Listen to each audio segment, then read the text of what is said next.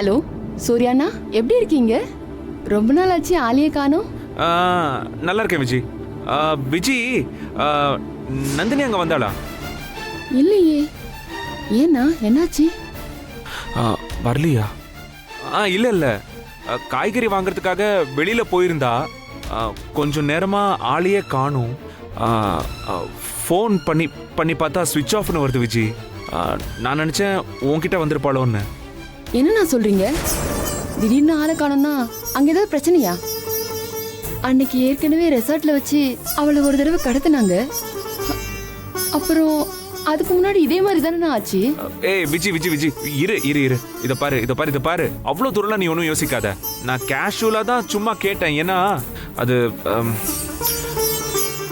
கண்டிப்பாக உன் வீட்டுக்கு வரலன்னா அவளோட வீட்டுக்கு தான் போயிருப்பா. தங்கச்சிங்களை பார்க்க தான் போயிருப்பா. நீ எதுவும் டென்ஷன் ஆகாத விஜி, சரியா? சரிண்ணா.